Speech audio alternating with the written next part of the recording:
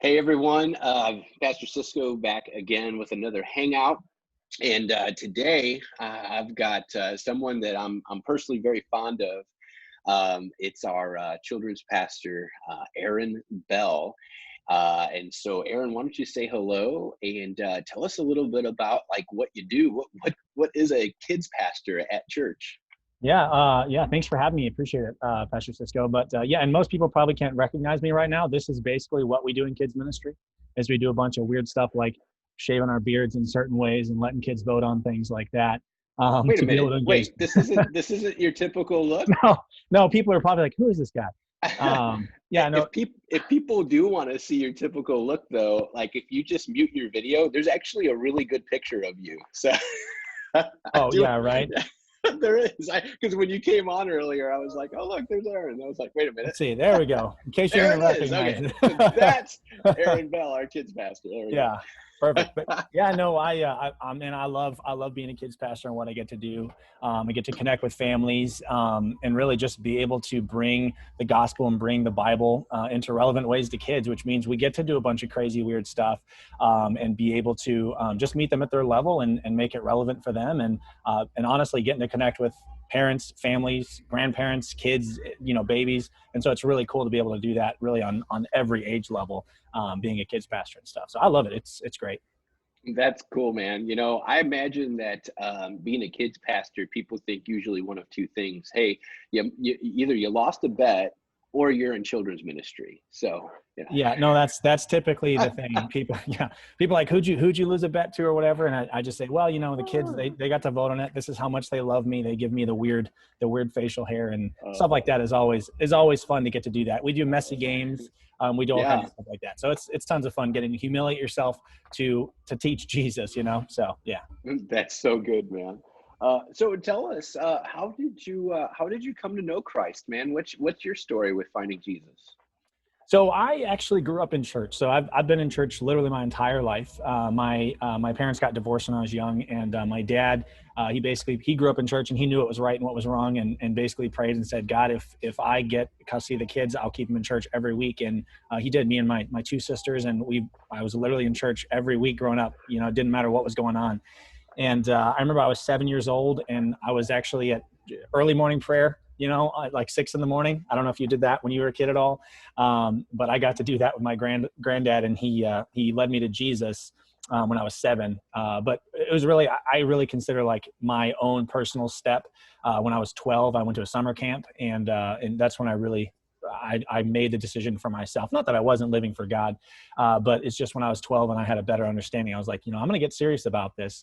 And so, I mean, it's honestly, it's one of those things that you like, hey, I grew up in the church. I wasn't like, some people, you hear this amazing testimony, but really mine it's more of like an introspective testimony in the sense that like I got to grow into my relationship with Jesus, even though my parents kind of like, it's what you're going to do. But I still, I got to kind of have that thing when I was 12 years old, and it was like a switch for me. And so that's when I say I kind of jumped over the fence and decided to run after Jesus myself. So, yeah. That's super neat, man. And it's so good to hear like people that grew up in a Christian home, Yeah. that had that developed that own personal experience, that own personal relationship with God. Because we hear the stories sometimes of people that grew up in a Christian home and they fell away, but then they came back. And what's really cool to hear about your story is at a young age, at age 12, that's when you really developed that relationship with Jesus for yourself. So Yeah. that's really refreshing.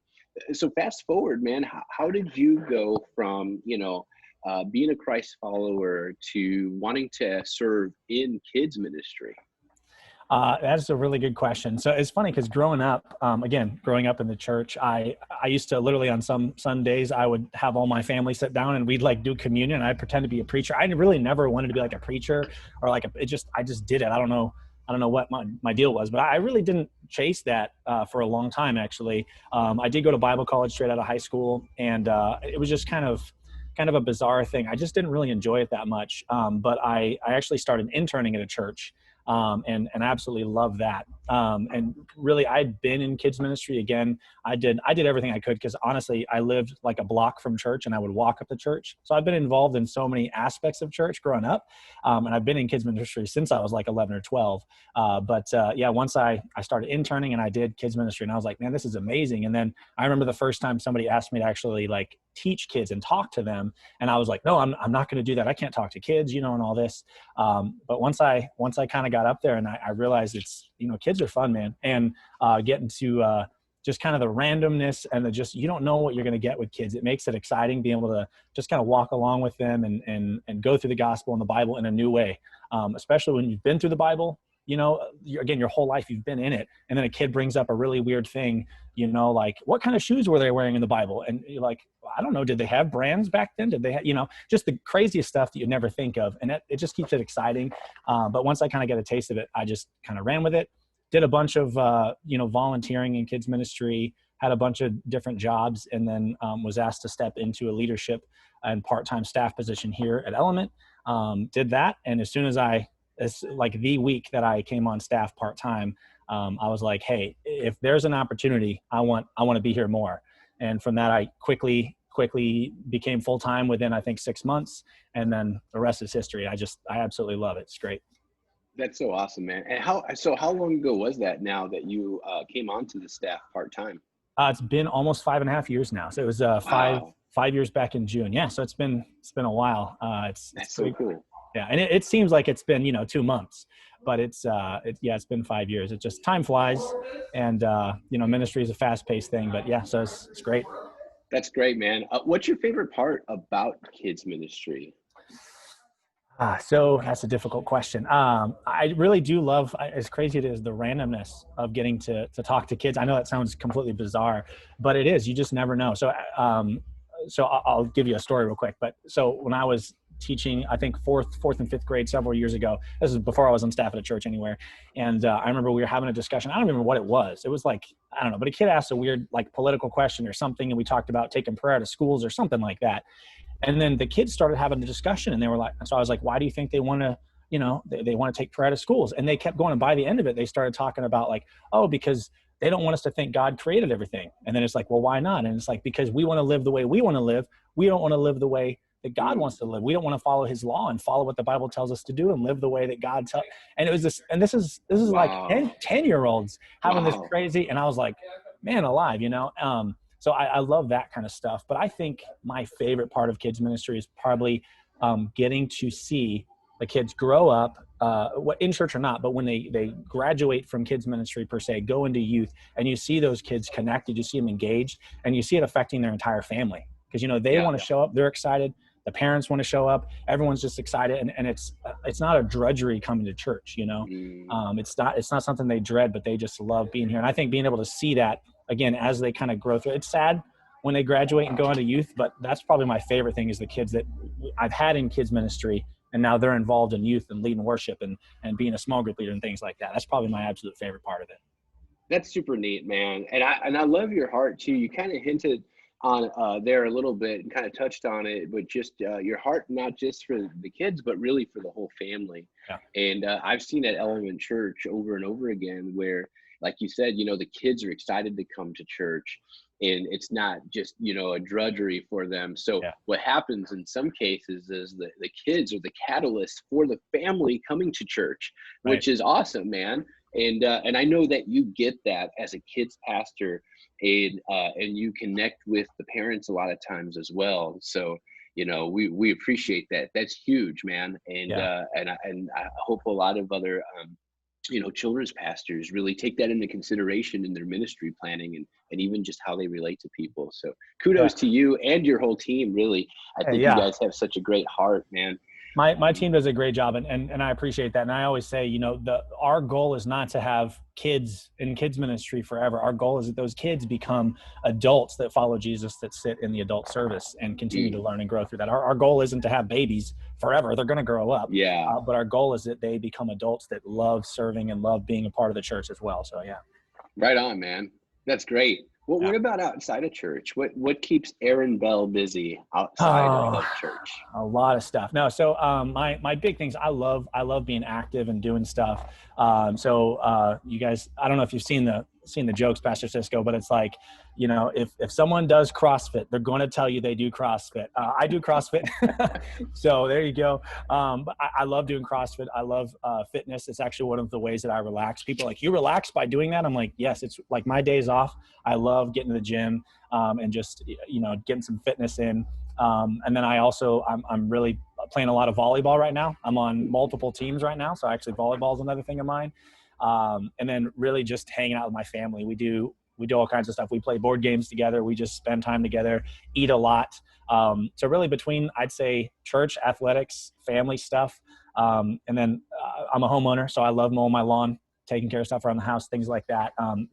That's pretty much most of my time. I stay pretty busy with that stuff. So. That's good, man. That's Yeah. really good. Thanks for giving us a peek into the life of Aaron Bell. Oh, sure. Uh, Yeah.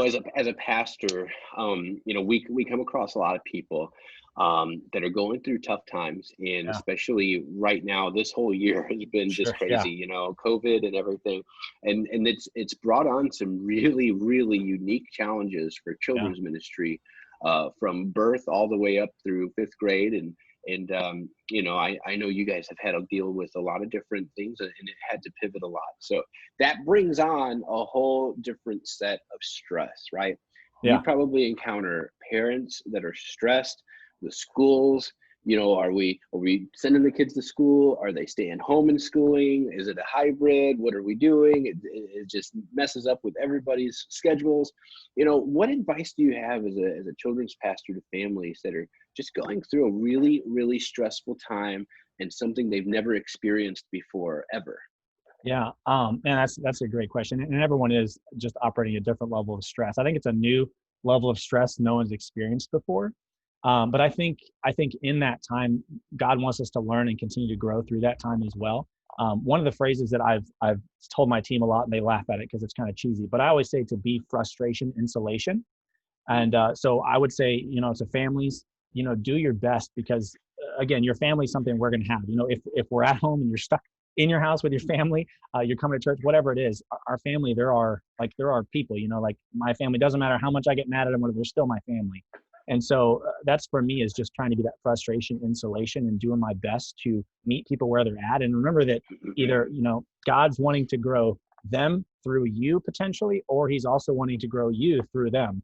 So, you're probably, again, if you're probably meeting your family and learning things about your family on a different level, because this is the all new reality of stress that we face. So I would just encourage people to do that and to say, hey, how can I help my family be stronger together? How can I help galvanize our family and just love each other more and have more grace for each other, and really be willing to, again, be frustration insulation during this time? That would be how I would suggest to kind of handle the stress right now.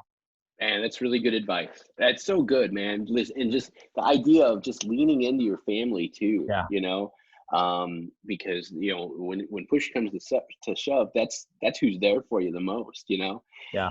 So that's good, man. Well, hey, I got a couple of bonus round rapid fire questions for you. Are you ready? Okay, sure. Let's go. All right, let's do it. Coffee or tea?